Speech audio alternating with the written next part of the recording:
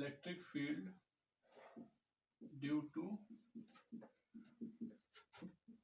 Point charge. तो अब point charge के थ्रू हम इलेक्ट्रिक फील्ड को कैलकुलेट करते हैं।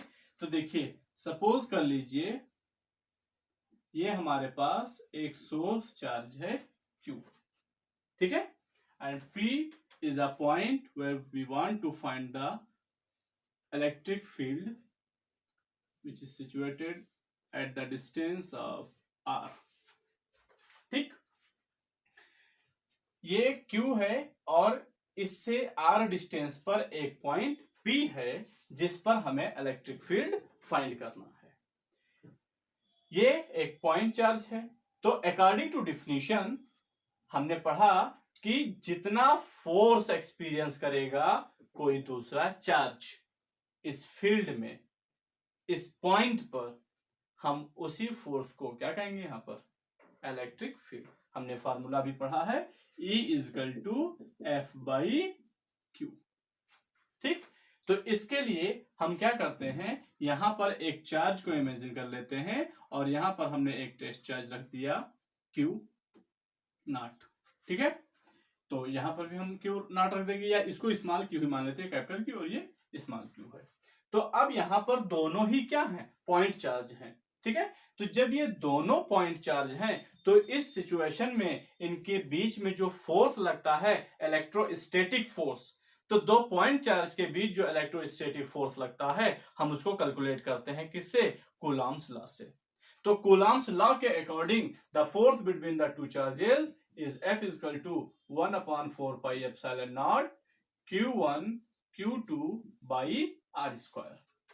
ओके, फिर according to definition of electric field intensity, E equal to F by Q,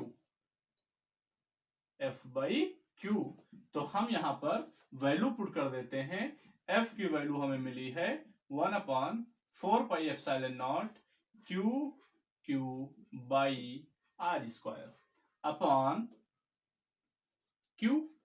इसके नीचे 1 मान लेंगे और ये यहां जाएगा और इसकी मल्टीप्लाई यहां होगी, तो इससे ये Q कैंसिल, तो E is equal to 1/4 pi epsilon naught Q by R square. We get the formula for electric field due to point charge. यानी, और अब अगर हम देखें तो इस फार्मूले से, ये तो हमारा कांस्टेंट है ही है जिसकी वैल्यू 9×10⁹ होती है, इस फार्मूले से फिर हमें किसी नए चार्ज की जरूरत नहीं पड़ती है।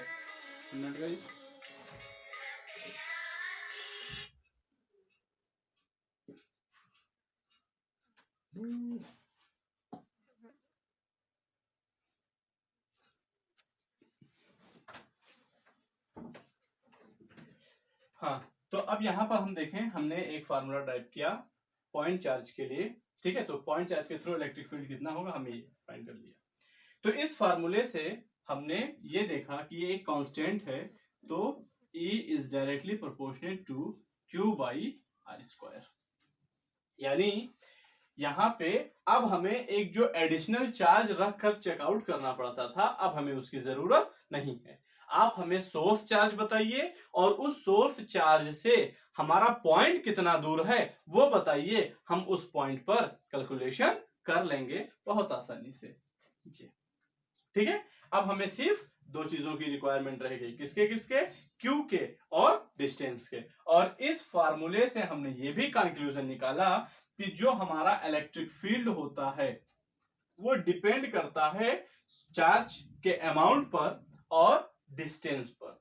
यानी जितना चार्ज ऑफ अमाउंट आप बढ़ाते जाएंगे किसी लोकेशन पर, उसकी इंटेंसिटी जो होती है वो बढ़ती जाएगी। चार्ज ज्यादा है तो इंटेंसिटी भी ज्यादा होगी।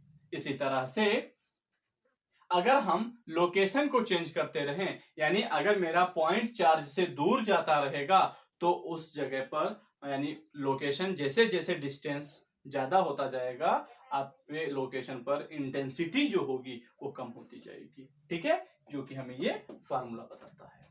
ओके, अब हम इसके बारे में बात करते हैं, इसका फिजिकल सिग्निफिकेंस देखते हैं और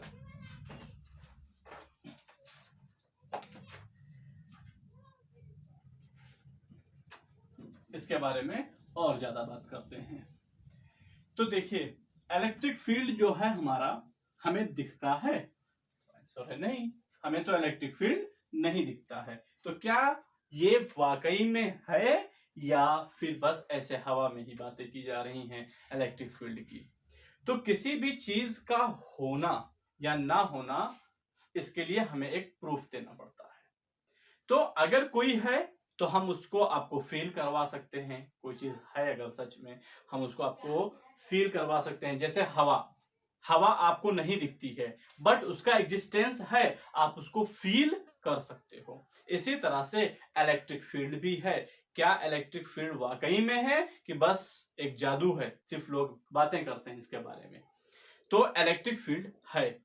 क्यों? क्योंकि इसके बहुत ढेर सारे एग्जाम्पल, छोटे बड़े बहुत सारे हमने देखे हैं। जैसे आगे हम लोग पढ़ेंगे कि लाइट एक्चुअल में हमें कोई चीज दिखती कैसे है। ठीक है, हमें इसका एग्जाम्पल है हमारा इलेक्ट्रोमैग्नेटिक वेव।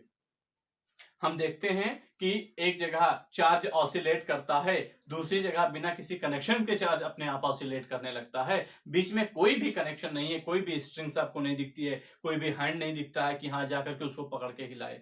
हम यहाँ चार्ज को ऑसिलेट करवा रहे हैं, दूसरा वाला अपने आप ऑसिलेट कर रहा है। या किसी चार्ज के आसपास हम कोई दूसरा चार्ज लेकर आते हैं तो उस पर फोर्स लगाने लगता है। तो ये सारे एक्सपेरिमेंट हमें ये बताते हैं कि इलेक्ट्रिक फील्ड नाम की कोई चीज होती है। तो भैया अगर इलेक्ट्रिक फील्ड नाम की कोई चीज है तो वो बिना टच किए किसी दूसरे चार्ज पर फोर्स कैसे लगा लेती है? जैसा कि आप पढ़ते हैं कि there are two type of force on the basis of the method applying to the force. तो हमारे फोर्स लगाने के मेथड से दो तरह के फोर्स बांटे गए, जैसे कि एक नॉन कॉन्टेक्ट फोर्स और एक कॉन्टेक्ट फोर्स। नॉन कॉन्टेक्ट में हम ये देखते हैं कि बिना टच किए हम फोर्स लगा देते हैं, दूसरे में हमें टच करना पड़ता है। ज्यादातर चीजें हम अपने जो डेली लाइफ में देखते हैं, हम यही देखते हैं कि दूसरे ऑब्जेक्ट पर फोर्स लगाने के लिए हमें उसको टच करना जरूरी होता है। बिना टच किए हम उस पर फोर्स नहीं लगा पाते हैं। तो क्या है ये? हम बिना टच किए जो देखते हैं कि बिना टच किए फोर्सेस लगते हैं, वो कैसे लगते हैं? चलिए इसको हम एक एग्जाम्पल के थ्रू समझते हैं। जैसे कि आप देखिए कि कभी आप बाग वगैरह में घूमने जाएं सुबह सुबह, तो देखते हैं कि आप बाग में घूम रहे होते हैं, अचानक से आपके चेहरे पर कुछ लग गया है। आपको पता चलता है अरे यार कहीं लगता है स्पाइडर का वेब, मकड़ी का जाला लग गया आपके चेहरे पर। वो स्ट्रिंग्स आपके दिखते नहीं है। जो आपके मकड़ी के जाल के यानी स्पाइडर वेब जो बनते हैं वो एक स्ट्रिंग से बने होते हैं, हम सब जानते हैं, बट वो हमें दिखते नहीं है।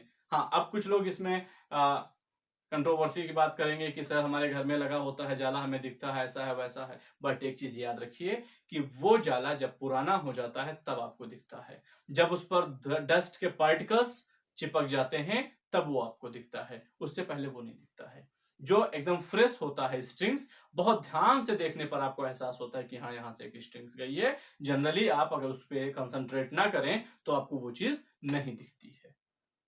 तो जब स्पाइडर अपना एक वेब बनाता है, तो स्पाइडर जो वेब बनाता है, यहाँ पर जैसे ये स्पाइडर होता है, यहाँ बीच में स्पाइडर अपना रहता है और इस तरह से स्पाइडर का वेब फैला हुआ होता है।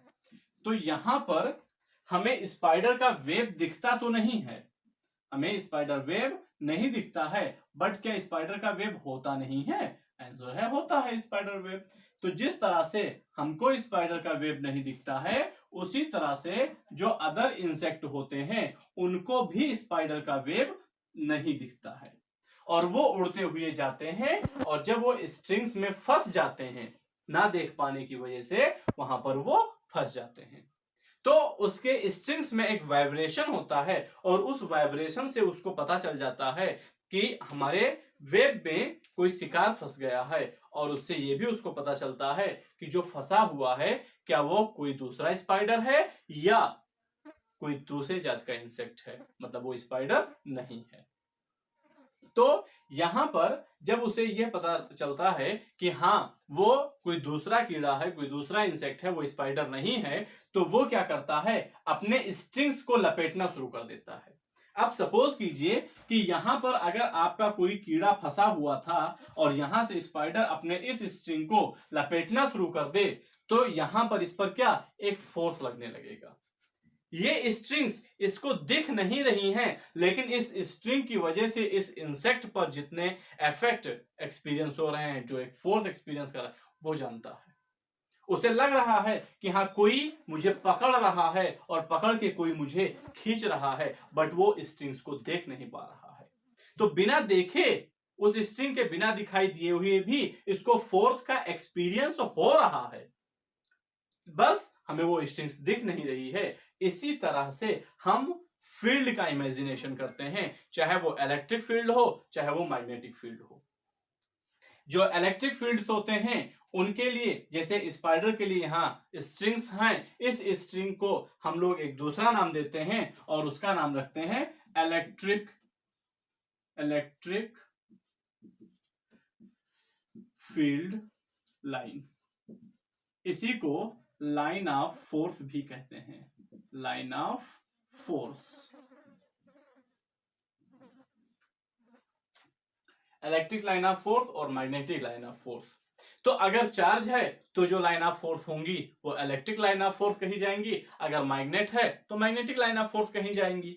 तो यहां पर जिस तरह से स्पाइडर के वेब के स्ट्रिंग्स होते हैं, उसी तरह से हमारे इलेक्ट्रिक फील्ड के या मैग्नेटिक फील्ड के भी स्ट्रिंग्स होते हैं, और उस स्ट्रिंग्स का नाम होता है इलेक्ट्रिक लाइन ऑफ फोर्स या मैग्नेटिक लाइन ऑफ फोर्स, या उनको हम फील्ड लाइंस भी कहते हैं। ठीक है, तो जो फील्ड लाइन होती है हमारी इलेक्ट्रिक फील्ड लाइन, ये क्या होती है? तो electric field lines is a smooth imaginary smooth curved line. हमारी ये जो लाइनें होती हैं ये सिर्फ इमेजिनेशन होती हैं, हमने एक्चुअल में नहीं देखी है, बट इमेजिन किया कि हाँ ये भी इस तरह से होता होगा। अब हमारे पास भाई हम बताना चाहते हैं कि आपको यहां पर हमें इस तरह से फोर्स एक्सपीरियंस हो रहा है, बट हम दिखाएं कैसे आपको? हम दिखा तो नहीं सकते ना, तो हमने एक मेथड बनाया ड्राइंग का, कि सोचो ऐसे ऐसे हम उस ड्राइंग से ड्रॉ कर देते हैं और आप समझ जाते हैं कि ये फोर्स का डायरेक्शन क्या बताना चाहते हैं, किस तरह से इन पर फोर्स लगता है, किस तरह से दिखाना चाहते हैं, आप समझ सकते हो उस चीज को। तो हमारी जो इलेक्ट्रिक फील्ड लाइंस होती हैं ये होती हैं, बट ये कैसी होती हैं, हम इस चीज को एक ड्राइंग के मेथड से बताते हैं। तो ये एक इमेजिनरी लाइन होती है। तो इस लाइन को खींचा कैसे जाता है? जैसे सपोज कीजिए कि आपने एक टेस्ट चार्ज लिया और उस टेस्ट चार्ज को एक सोर्स चार्ज के पास रखा। इस तरह से एक चार्ज आपने लिया और इसके पास कोई दूसरा चार्ज आपने रखा, और ये चार्ज जिधर मूव करेगा, क्योंकि हम जानते हैं कि एक चार्ज दूसरे चार्ज पर फोर्स लगाता है, तो यहां पर हमने टेस्ट चार्ज को रखा और ये चार्ज इस टेस्ट चार्ज पर फोर्स लगाएगा, तो जिस डायरेक्शन में ये चार्ज हमारा मूव करेगा उसी हम वहां उसको पॉइंट कर लेंगे और उस सारे पॉइंट्स को ऐसे मिला देते हैं और ये बन जाता है हमारा इलेक्ट्रिक फील्ड लाइंस। ठीक है, ये स्मूथ होती हैं, कर्व्ड होती हैं, ठीक है, स्ट्रेट भी होती है, बट इनमें शार्पनेस नहीं होती। जैसे कहा स्मूथ कर्व लाइन, इसमें शार्पनेस नहीं होती है। ओके, इसको हम आगे पढ़ते हैं।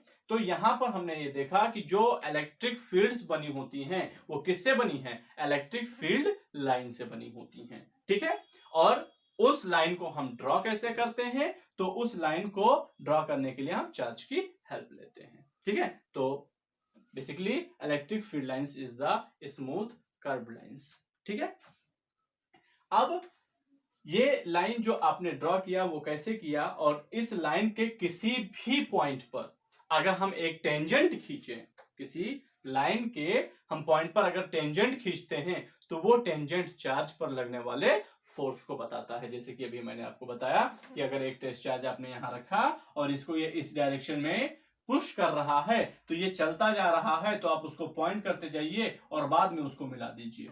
एक चार्ज हमने यहां रखा तो वो चार्ज ऐसे चलता गया, पहले इसका लोकेशन ये ऐसे ऐसे गया, मैंने यहां मिला दिया, इधर मिला दिया, इधर मिला दिया। तो इस तरह से हमने देखा कि जो पॉजिटिव चार्ज लाइन होते हैं तो पॉजिटिव चार्ज से लाइन बाहर की ओर निकलती है। क्यों? क्योंकि हमने जो टेस्ट चार्ज रखा था वो टेस्ट चार्ज किधर जा रहा है? आउटसाइड की ओर जा रहा है। तो इसलिए हम लोगों ने इसको शो किया, एक सिंबल बनाया कि जो फील्ड लाइंस होती हैं वो पॉजिटिव चार्ज के थ्रू बाहर की ओर होती हैं। और इसी तरह से जब निगेटिव चार्ज हम लेते हैं और यहां पर अगर हम एक कोई टेस्ट चार्ज रखते हैं तो देखते हैं ये इसकी ओर आना शुरू कर देता है। यहां रखते हैं तो इसकी ओर आता है, यहां से इसकी ओर आता है, यहां से इसकी ओर आता है, यहां से इसकी ओर, यहां से इसकी ओर। तो अगर हम चार्ज के चलने के डायरेक्शन को इसमें इंक्लूड करें, इसमें दिखाएं, तो हम ये देखते हैं कि लाइन ऑफ फोर्सेस जो होती हैं वो अंदर की ओर आ रही है। तो हमने एक सिंबल बना लिया कि अगर पॉजिटिव चार्ज है तो उसके थ्रू लाइन ऑफ फोर्स हमेशा बाहर की ओर जाती है, और अगर निगेटिव चार्ज है तो उसमें लाइन ऑफ फोर्स अंदर की ओर आती है।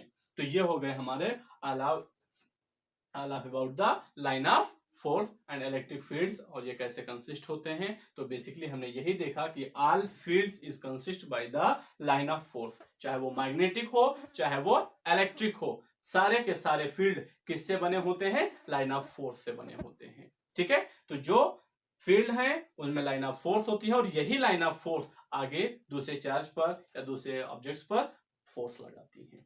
ठीक है, तो अब इसके बारे में हम अगले वीडियोस में बात करेंगे, इसके कैरेक्टरिस्टिक के बारे में, लाइन ऑफ फोर्स की प्रॉपर्टीज क्या क्या होती हैं, और आप नोट्स बनाते रहिएगा साथ में। ठीक है, ओके गाइस।